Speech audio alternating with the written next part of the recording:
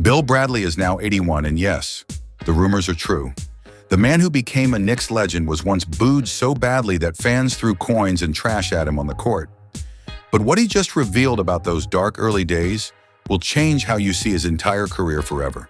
Picture this: December 1967, Madison Square Garden. The most hyped rookie in basketball history walks onto the court. Bill Bradley had turned down 75 college scholarships. He passed up millions to study at Oxford. Everyone expected him to save the Knicks immediately. Instead, he got destroyed. Bradley averaged just 8 points per game his rookie season. That was a quarter of what he scored in college. Fans who cheered his warm-ups quickly turned nasty. They booed every missed shot. They threw coins at his feet. Some even hurled trash when he touched the ball. His teammate Walt Frazier called it a Jeremy Lin moment in reverse. The excitement died fast. The team lost 8 of their first 10 games with Bradley.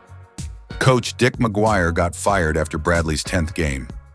But here's what nobody knew back then. Bradley wasn't failing because he lacked talent. He was failing because he refused to change who he was. Let's go back to the beginning. William Warren Bradley was born on July 28, 1943 in Crystal City, Missouri. That's a small town 45 miles south of St. Louis. His father, Warren, was a bank president who never finished high school. His mother, Susan, was a teacher and former basketball player. Politics filled their dinner table conversations. Young Bill soaked up every word about government and public service. This wasn't just casual interest. It shaped his entire future. Bradley started playing basketball at age 9. By 15, he stood 6 feet 5 inches tall. He had unusually wide peripheral vision that helped him see the court better than anyone. But Bradley did something crazy to make it even better. He would walk around town staring at faraway objects to stretch his vision. His practice routine was insane. 3.5 hours every day after school, 9 to 5 on Saturdays, 1:30 to 5 on Sundays. In summers, about 3 hours daily. He put 10 pounds of lead in his sneakers to improve his jumping. He set up chairs as pretend opponents for dribbling practice. At Crystal City High School, Bradley scored 3,068 points in his career. He made All-American twice. College scouts went crazy for him. He got 75 scholarship offers. Then Bradley shocked everyone. He turned them all down to attend Princeton University. Princeton didn't give athletic scholarships. Bradley's family was too wealthy for financial aid. He chose Princeton anyway because it prepared students for government careers. Even as a teenager, Bradley was thinking about politics, not just basketball. At Princeton, Bradley became unstoppable. He averaged 30.1 points per game over 3 seasons. He scored 2,503 total points. He made All-American 3 times. The Sporting News named him Player of the Year in 1964 and 1965, but his coaches noticed something strange. Despite being a great scorer, Bradley passed the ball constantly. They called these Bradley's hope passes. He would give up easy shots to get teammates involved. In 1965, Bradley led Princeton to 3rd place in the NCAA tournament. He scored 58 points in 1 game against Wichita State. That's still an NCAA record for a consolation game.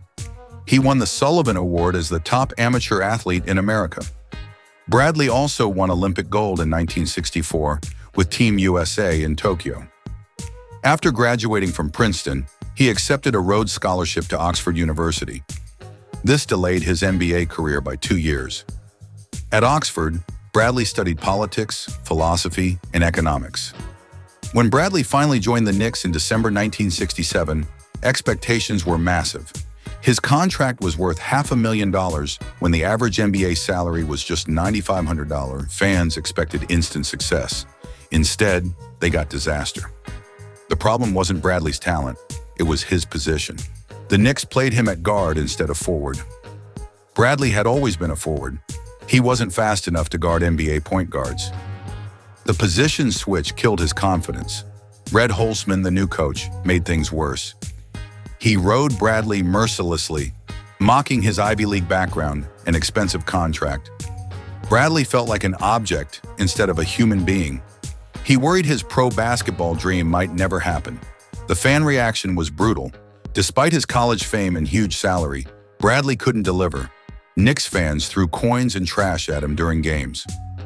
The boos got louder each night. Bradley took every loss personally, but Bradley never quit. In his second season, the Knicks finally moved him back to forward. Everything changed. He played all 82 games, averaging over 12 points in 30 minutes. He became what coaches call a solid pro. Bradley's transformation was remarkable. He went from individual college star to perfect team player. His hope passes from college became his NBA strength. Instead of being the primary scorer, he became the glue guy who made everyone better. The Knicks built an incredible team around players like Willis Reed, Walt Frazier, Dave DeBusschere, Earl Monroe, and Jerry Lucas. Bradley fit perfectly. His intelligence, unselfishness, and relentless effort made the team chemistry work. Bradley developed an intense rivalry with Jack Marin of the Baltimore Bullets. Their matchups were legendary. Sometimes Bradley would shriek incoherently at Marin. They even exchanged slaps during games. The NBA in the 1960s and 1970s was incredibly physical. Johnny Red Kerr said almost every game there was some kind of fisticuffs. Bradley thrived in this environment. He used his trademark aggressive defense to intimidate opponents. His work ethic never changed. Bradley still filled his sneakers with lead to improve his jumping. His wide peripheral vision and disciplined habits made him incredibly effective. The hard work paid off. The Knicks won NBA championships in 1970 and 1973. In the 1973 finals, Bradley led the team in scoring with 18.6 points per game. He made his only All-Star game that season, averaging a career-high 16.1 points and 4.5 assists. Bradley's playing style was pure intelligence. He was described as a thinking man's player who could anticipate plays 2 or 3 passes ahead of time. His coach said the difference wasn't physical ability, it was self-discipline. After 10 seasons, all with the Knicks, Bradley retired in 1977. The Basketball Hall of Fame inducted him in 1983. The Knicks retired his number 24 jersey in 1984, but basketball was never Bradley's final goal. During his playing career, he met with journalists, government officials, and activists. He viewed professional sports as paying his dues for public service. In 1978, Bradley ran for U.S. Senate from New Jersey. He won easily and served 18 years from 1979 to 1997. Colleagues called him a policy wonk who specialized in complex reforms. He co-sponsored the Tax Reform Act of 1986, which cut tax rates and eliminated loopholes. Bradley championed environmental protection for 18 years on the Energy and Natural Resources Committee. His lifetime environmental score was 84%, one of the highest in the Senate. In 2000, Bradley ran for president against Al Gore. He positioned himself as the progressive alternative, advocating for universal health care, stronger gun control, and expanded education funding. Some polls showed him leading Gore by 10 points in New Hampshire. But Gore's decisive Iowa victory killed Bradley's momentum. Bradley withdrew in March 2000. After politics, Bradley stayed active in public life. He became a managing director at Allen & Company Investment Bank. He served on boards for Starbucks and other major organizations. He wrote several best-selling books about basketball, politics, and American culture. Bradley also hosted American Voices, a weekly radio show on Sirius XM. In 2022, he created an autobiographical one-man show called Rolling Along. Now at 81, Bradley finally speaks openly about those early rumors and struggles. In recent interviews, he doesn't hide from the fan backlash or the early boos. He acknowledges the hope passes criticism and admits the pressure nearly broke him. But Bradley's message is powerful. Greatness doesn't come from meeting every expectation instantly. It comes from staying true to your values when everyone doubts you. Those fans who once threw trash at him now remember him as a Knicks legend. Bradley's life proves that discipline, intellectual curiosity, and commitment to something bigger than yourself can overcome any obstacle. From small-town Missouri to Madison Square Garden to the U.S. Senate, he never compromised his principles. The rumors were true. Bill Bradley faced crushing early criticism and nearly failed.